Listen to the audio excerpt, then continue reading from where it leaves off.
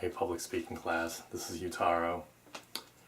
The other day I was on the highway driving to work, and in like 10 minutes I saw two Teslas, and I was thinking like, wow, like these electric vehicles are really gaining popularity, and I started thinking why, like there must be some good reasons, right? So went online and looked up some information, and it turns out these electric cars are really like safe, reliable, and they should fit most of our daily needs. So how is it safe, you might ask? The traditional cars we drive are these big motors that, through combustion of gasoline or diesel fuel, making little explosions and then converting that through different gearing to get it to the wheels. It's a whole lot of moving parts, a whole lot of metal, hot metal, and by switching to these electric motors, it's just a battery and a motor, and you just hook them up and you control the current that's going through them. By default, there's a lot less moving parts and a lot less components in general. You don't even have any exhaust to have to worry about, so should be a lot less maintenance. And for these electric cars, the batteries are along the bottom of the cars. So the cars their center of gravity is very low to the ground.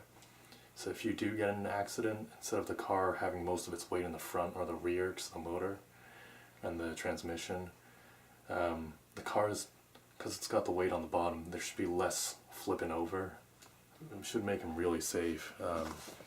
In fact, Tesla, on their website, they say that their 2018 models for the Model S, which is a sedan, and the Model X, which is an SUV, they both received a 5-star rating from the government's National Highway Traffic Association, and the National Highway Traffic Safety Administration. And the SUV is special in that it's the first SUV to have gotten that rating, a 5-star, from a federal government.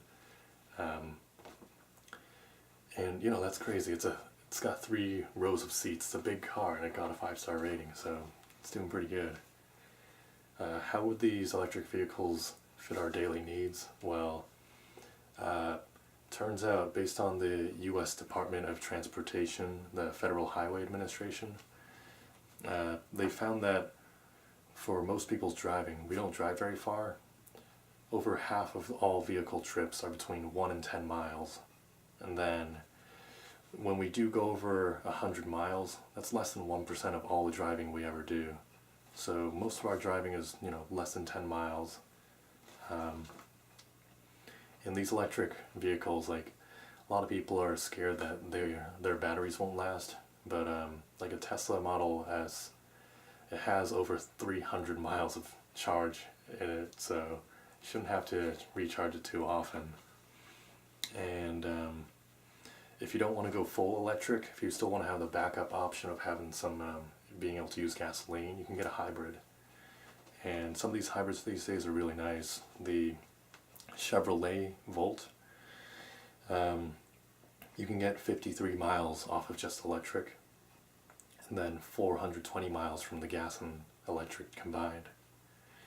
The Toyota Prius Prime, you can get 25 electric miles, and then 640 total miles, the gas and electric, which should, be more than enough to last you a week. And regarding daily needs, we often don't think about our daily impact on the world. Some of us feel worse than others about the pollution we're putting out, but these electric vehicles, they can they're fully electric, so the electricity that we get can be made fully sustainably, like through solar, wind, through like hydro, like dams, or tidal, or geothermal, or biomass, or biogas. And that's a lot less stuff that we're putting around up into the atmosphere, so should be good. And on top of that, the cars themselves are really quiet because they're electric motors. So there's no combustion and no exhaust, so there shouldn't be any sound pollution going out. and affecting the nature around us. So yeah, these cars are like super safe, reliable, and they should fit most of our daily needs. So the next time you're going out to buy a car, consider buying an electric one. Thanks for listening. I hope you guys have a good day.